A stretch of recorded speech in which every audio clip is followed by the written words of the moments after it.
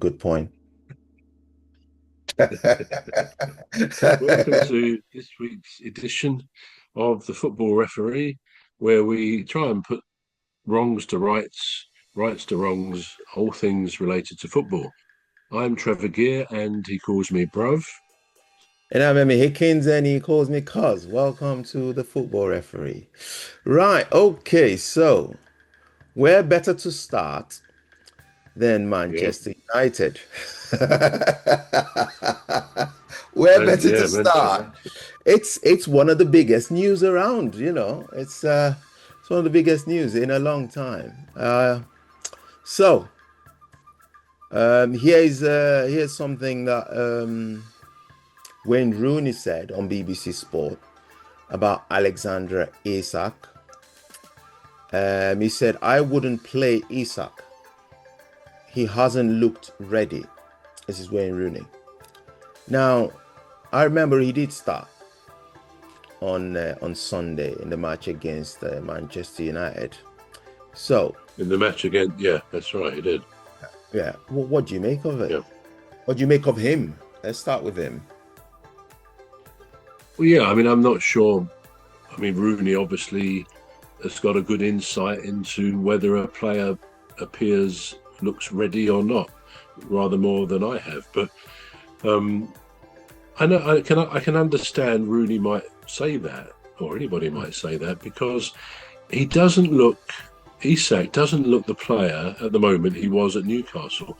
I think sometimes that happens when a player moves to another club. It's always good if they get an early goal, if they're a striker, to Hmm. calm the nerves, and then often goals follow on, don't they? But yeah, from what I've seen, I saw the game on Sunday, and yeah, I feel he missed one or two chances which he might have buried when he was at Newcastle. He obviously was a quick, very good striker at Newcastle. Some would have said he was the best striker, or one of the best in the Premier League. Difficult to think of anyone above Haaland, but he was obviously very good, and of course that's why Liverpool paid a huge amount of money for him.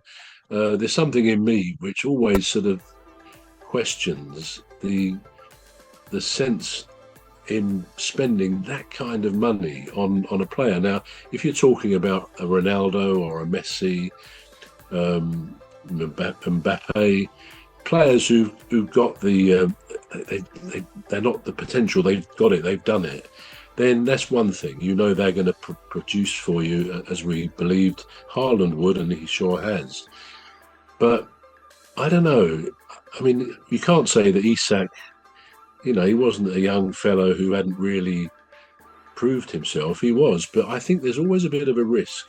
In the longer term, it probably will come good, because I don't think a decent striker gets to be a bad striker overnight. I think he is a fundamentally good player. It must take a new player, particularly a striker, you could say, a while to get used to the players around him, the way that he will receive the ball from the midfield or from long balls from the back. It's not easy to sort of find your comfort position as to how you deal with your teammates, getting to know almost psychologically where they will be. You get that relationship with other players. So it's very early days, but equally we can think of players who've had big money transfers and have slotted in straight away. I mean, a classic example would be Harry Kane. As soon Hmm. as he went to Bayern Munich, he started the process of breaking loads of records. He started scoring straight away. Now there are those who would say, well, don't forget, the German Bundesliga is not quite as tough, if you like, as the Premier League. And in some ways, that's probably true. I mean, Bayern Munich have won the Champions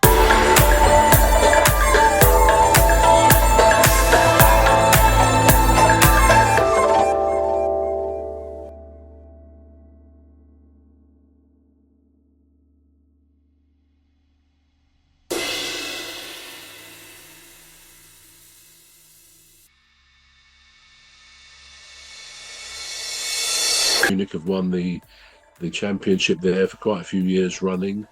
It is a bit of a one team league in one sense, but without being disrespectful to it.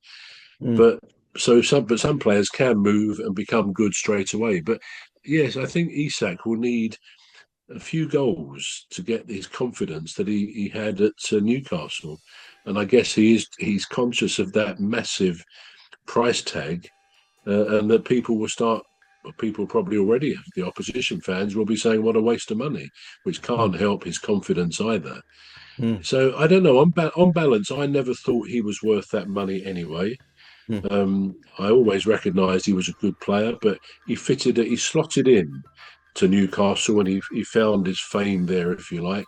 He crafted his trade there, but he needs some careful handling, mm, because what he doesn't want to do is find he doesn't start games, because when he does come on, he'll struggle with getting confidence, to know he's wanted to start in the team. So I've got my doubts about it. I just hope he comes good, in the longer run. mm, mm. Well, we'll come back to Manchester United in a bit. Like the game against Liverpool. Let's just look at Marcus Rashford. So Barcelona is seriously considering signing him permanently, and they're thinking is a bargain considering the 30 million euros, which is the price tag. Now, I didn't know he wasn't worth that much. I thought he probably worth about 68, 80 million. What do you make of it? 30 million euros.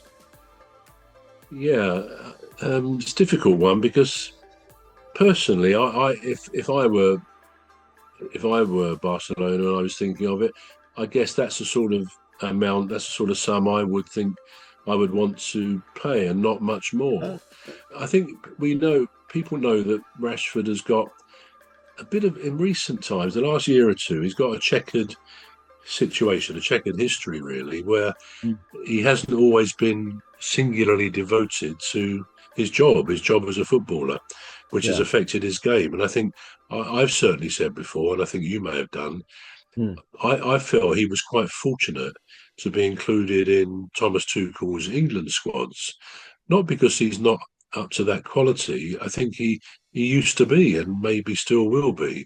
He mm, can be a very good player on his day, but I think he lets other things distract him. Now, I don't know his contract position at Manchester United. I mean, if he's only got a year or so to go on that, then if he's